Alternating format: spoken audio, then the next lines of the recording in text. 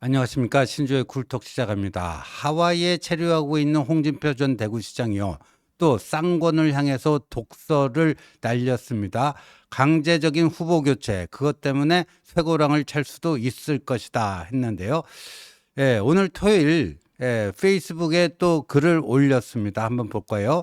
나는 아무리 털어도 나올 게 없으니 날 비방하지 말고 니들이 저지른 후보 강제 교체 사건은 직무 강요죄로 반민주 행위이고 정당 해산 사유도 될 수 있고 기소되면 니들은 정계 강제 퇴출된다. 어마어마한 얘기를 했어요. 그러니까 쌍권 니들이 주도한 후보 강제 교체 사건은 이거는 형법상으로도 직무 강요죄에 해당될 수가 있다. 그리고 더 나아가서 니들 둘의 정치 생명만 끝나는 게 아니라 국민의힘이라고 하는 정당이 거기에 투톱이 이런 그 반민주적인 행위를 했기 때문에 이게 위헌정당 해산 심판의 정당 해산 사유가 될 수도 있다. 이 어마어마한 얘기를 지금 홍준표 전 시장이 한 겁니다. 근데 실제로 지금 여의도 정가에서는 말이죠. 민주당이 쥐고 있는 카드 중에 하나가 이제 엊그저께 이제 내란 특검법 통과시키지 않았습니까? 그 내란 특검법은요. 이 내란뿐만 아니라 외환, 뭐 북에 그 무인기를 보내갖고 뭐 그 뭔가 국제적인 무력 충돌을 뭐 유도를 했다든가 뭐 오물풍선을 일부러 저격을 해갖고 떨어뜨렸다든가 요격을 했다든가 뭐 이런 것들을 이제 외환 그 유치를 한 거다. 내란뿐만 아니라 외환죄도 수사할 수 있게 돼 있고요.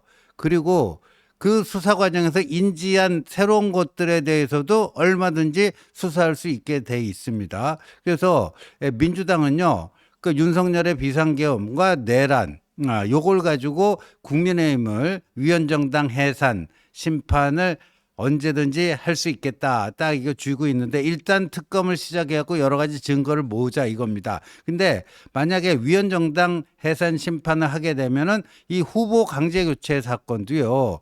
이것도 굉장히 심각한 거라는 거죠. 우리 헌법 제8조에 보면요. 정당은 그 목적, 조직 및 활동이 민주적이어야 한다 이렇게 돼 있는데 박근혜 정권 당시에 통진당, 그 당시에 법무장관 황교안이 이거를 해가지고 통진당이 법원에 헌법재판소에서 위헌정당으로 판정이 돼서 해산되지 않았습니까? 그때도 헌법 8조 민주적이어야 하는 이 정당의 운영이 그렇지가 못했다 하는 거예요. 그러니까 요거는요 정말 이제 거기에 딱 걸릴 수가 있는 거거든요. 헌법 8조에 딱 걸릴 수가 있는 거예요. 그래서 홍준표 전 시장도 요게 쌍권 니들 개인적인 문제가 아니라 당의 존폐 위기까지도 연결될 수 있다 하는 거고요. 다시 한번 띄워주세요. 거기 그 다음에 이제 보면요. 자기들이 저지른 죄가 얼마나 무거운지도 모르고 윤통과 합작해 그런 짓을 했나. 그러니까 간땡에 벗다 이거예요. 간땡에 벗다 이거예요. 그 짓에 가담한 니들과 한덕수 추대 그룹은 모두 처벌받을 거다. 니들과 한덕수 추대그룹. 한덕수 추대그룹 하면 생각나는 사람들이 몇 사람들이 있죠. 본인의 SNS에 계속해서 한덕수 띄우게 했던 그런 의원들 뭐 많습니다. 그러면서요. 쌍권을 향해서 모가지 늘어뜨리고 석고대죄하고 있거라. 정치검사 네 놈이 4명 정치검사 네 놈이 나라 거들이 아니고 맞춤법이 틀렸네요. 거덜내고 당 거덜내고 보수 진영 거덜냈다. 뭐 이런 건데 그 네 놈이란 건 누구 얘기하겠어요? 보니까 이제 윤석열, 윤통도 나오고 쌍권도 나오잖아요. 윤통하고 쌍권인데 저는 한 명이 누구일까 했더니 여기다 언론에서 해석하는 거 보니까 한동훈을 넣었더라고요. 근데 한동훈이 후보 강제교체 사건하고 무슨 연관이 있죠? 오히려 그걸 막은 사람이 한동훈 아닙니까? 근데 홍준표는 한동훈이 워낙 밉다 보니까 정치검사 네 녀석이 나라 거덜내고 당 거덜내고 보수진영 거덜냈다. 뭐 이런 식인데 사실은 홍준표의 오늘 이 페북 글이 왜 나왔냐면요. 어저껜가요? 권영세 전 비대위원장이 또 홍준표를 저격하는 페이스북 글을 실었는데요. 저겁니다. 김문수 후보의 단일화 전략 때문에 자신이 역전패 당했다고 생각할 테니 억울하기야 하겠지요, 홍 시장이. 그러나 그렇다고 온통 거짓인 궤변으로 자신이 몸담았던 당과 M1 사람들을 비판해 대는 건 옳지 않습니다. 어쨌거나 명태균 건이 두렵긴 한 모양입니다. 그러니까 이 명태균 건이 두려워서 자꾸만 저렇게 M1 사람들을 비판해 대는 것 아니냐 하고 이제 권영사가 어제 직격을 했더니 거기에 이제 발끈해서 나는 아무리 털어도 나을 게 없다. 근데 니들 진짜 뭐가지 늘어뜨리고 석고대죄하고 있어라. 니들은 깜빵 갈 수 있다. 그냥 뭐 배지 떨어지고 정치 생명 끝나는 게 아니라 깜빵 갈 수 있다. 뭐 그 얘기를 이제 오늘 홍준표가 저격을 한 겁니다. 근데 그 어제 권영수의 저 글은 홍준표의 또 그 전 이틀 전인가요? 페이스북 글에 대한 답변이었습니다. 페이스북 글에 대한 답변이었어요. 뭐 그 굉장히 긴 얘기인데요. 자기가 박근혜 탄핵 이후에 뭐 대선에 나갈 생각도 없고 대선 나가봤자 지는 거 뻔히 알았는데 하도 뭐 주변에서 권유하길래 당을 위해서 본인이 나가서 그래서 나름대로 선전했고 뭐 대선 자금 집행도 문재인 안철수보다 100억이나 적게 지출을 했는데 24% 득표를 했다. 그 이후에 그만큼 자기가 당의 명맥을 잇게 하는 그런 역할을 했는데 21대 국회의원 선거 이게 2020년 선거죠. 공천도 주지 않아서 대구에서 무소속으로 출마하고 1년 이상 복당도 못하고 있다가 겨우 뒤늦게 복당했는데 이미 윤석열이 뻐꾸기 둥지를 틀고 있어갖고 자신이 숨쉴 공간이 없었고 2021년 대선 후보 경선에서는 일반 국민 여론조사에서는 그때는 역선택 방지 조항이 없었습니다. 자신이 10.27% 이겼는데 당원 투표에서 더 왕창 져가지고 윤석열한테 후보 자리 내줬다. 그때도 그 사기 경선이었다. 쌍권과 당내 기득권 신천지 등을 동원한 당원 투표에서 참패해서 사기 경선도 후보 자리를 윤석열한테 내주고 다시 대구시장으로 내려가서 어쩌고 저쩌고 하다가 요번에 마지막 도전이다 생각하고 도전을 했는데 또 사기 경선이 이루어졌다. 또 사기 경선이 이루어졌다. 진심이 통하지 않는 그 당에 더 이상 남아있을 이유가 없다. 이게 국민의힘은 이념도 없고 보수를 참칭한 사이비 레밍 집단이고 사익만 추구하는 이익 집단에 불구하다. 이렇게 썼어요. 회생하기 어려울 정도로 뼛속 깊이 병들어 있다. 그러니까 홍준표의 이틀 전 저 글에 대해서 권영세가 어제 그런 식으로 치받았는데 또 홍준표는 그걸 참지 못하고 오늘 쌍권 니들 봐라. 이제 깜빵 간다. 이게 정당 해산 사유도 된다. 뭐 이렇게까지 얘기를 한 거죠. 이렇게까지 얘기를 한 거예요. 근데 홍준표가요. 저 글을 다 쓰고 나서 자신이 운영하는 청년의 꿈 있지 않습니까? 거기에 한 지지자가요. 걱정과 우려를 나타냈어요. 저런 식으로 자꾸만 치고받고 싸우는 거에 대해서. 그 한 지지자가 이렇게 썼습니다. 홍준표 입을 국민들이 지켜보고 있다. 그 기사 나온 거 있죠. 손해가 있더라도 품을 수 있는 사람처럼 보여야 한다. 당을 질책한 SNS 글은 나중에 큰 걸림돌이 된다. 감정을 싫지 말고 조건 없이 도와주면 그들도 팬이 될 것이다. 이렇게 얘기를 하면서요. 너무 그렇게 치고받고 하면은 본인에게 안 좋지 않겠느냐. 이 지지자가 진심으로 걱정해 준 거예요.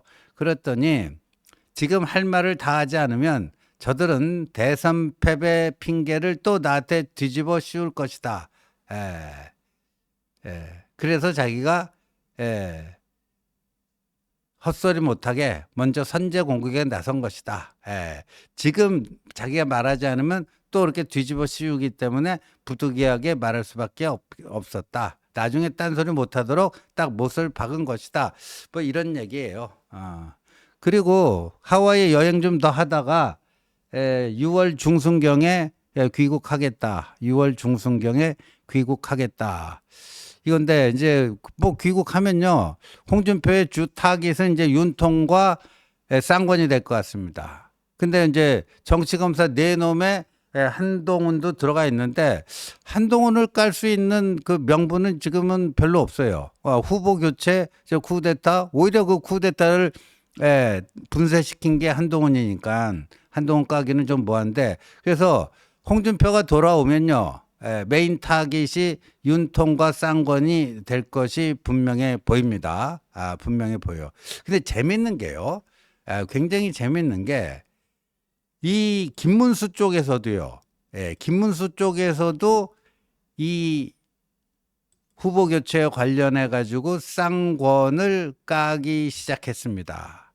이 김재원, 김문수 대선 후보 당시 비서실장이 어제 아침 인터뷰에 나와서 김문수 대선 패배의 가장 결정적 원인이 뭐냐? 강제적인 후보 교체, 그거다. 그 강제적인 후보 교체가 김문수 대선 패배의 첫 번째 이유다 한 건데요. 오늘 김문수 측에서 작업을 한 것으로 추정되는 경향신문 단독 기사가 떴는데 한번 볼까요? 이게 김문수 후보, 여기 보면요, 김문수 후보 캠프에서 핵심 역할을 맡았던 한 사람이 이 경향 쪽에 그 당시에 있었던 거를 익명 인터뷰를 한 겁니다. 익명 인터뷰를 한 거예요. 근데 저기 보세요. 한덕수가 그날 후보 등록하러 오지도 않았다라는 거예요. 그러니까 그때요, 이런 겁니다. 한덕수가 새벽에 당에 그 후보 등록하러 가지 않은 것은 팩트다. 기자들이 새벽 2시까지 소위 뻗치기라고 하는 것은요, 기자들 은어입니다. 주요 인물 인터뷰하기 위해서 무작정 어디 그 나타날 만한 장소에서 기다리고 있는 걸 뻗치기라고 해요. 근데 새벽 2시까지 기자들이 뻗치기하고 있다가 떠난 거를 확인하고 그 쌍권 지도부에서 새벽 3시에 후보 등록 공고를 냈어요. 후보 등록 공고를 내고, 그런데 당시 청년당 당원들이 남아갖고 국회 본관의 그 타이머까지 다 노출해서 사진을 찍었는데, 한독수는 후보 등록하러 직접 나오지 않았다 하는 거예요. 그리고요, 누군가 대리인이 나타나서 새벽 3시 20분에 한독수가 입당을 했고요. 당비 10,000원 내고 책임당원이 됐답니다. 야, 그러니까 그 김문수와 한동훈, 최종적으로 김문수가 후보가 됐지만 그 1억 원을 세 번씩 3억 원을 냈거든요. 김문수는 그러니까 3억 원을 내고 후보가 됐는데, 한덕수는 꼴랑 10,000원 내고 그거를 뺏어 먹으려고 했던 것이죠. 그런데 이것 또한 한덕수가 직접 온 게 아니고 누군가 대리인이 왔다라는 것을 지금 김문수 후보 측에서 그 당시에 국회 본관 뭐 그 사진을 다 찍었는데 그게 확인이 된다. 한덕수는 오지도 않았다. 그러니까 나 짜고 친 고스톱이었다. 32종의 후보 등록 서류를 한덕수 측에서 미리 준비해 놨다. 아무도 이제 기자들도 뻗치게 하던 기자들도 다 사라지고 아무도 없는 거를 틈타서 기습적으로 후보 등록을 했다 하는 거예요. 기습적으로 후보 그 등록 그 공고도 내고 거기에 딱 맞춰서 있다가 다 준비하고 있다. 다 짜고 친 고스톱이었다는 거예요. 그리고요, 그 김문수 측에서 또 이런 얘기를 했어요. 운영비, 그러니까 그 정당은 국민의힘 정도 되는 정당은 국고 보조금 나오지 않습니까? 그 대선 때 쓰라고. 그 운영비를 어떻게 썼는지 그게 굉장히 문제인데, 이 보니까 사무처에서 다 용역 계약을 다 이미 끝내버렸더라. 그러니까 한덕수가 될 줄 알고 그쪽으로 맞춰놨던 거 아니냐. 그래서 그 한동안 그 김문수 이름 없는 선거운동복 입고 그 할 수밖에 없었던 거고. 그리고 실제 김문수 측에서요, 경향 쪽에 자신들이 쓸 돈은 0원, 거의 빵원이었다.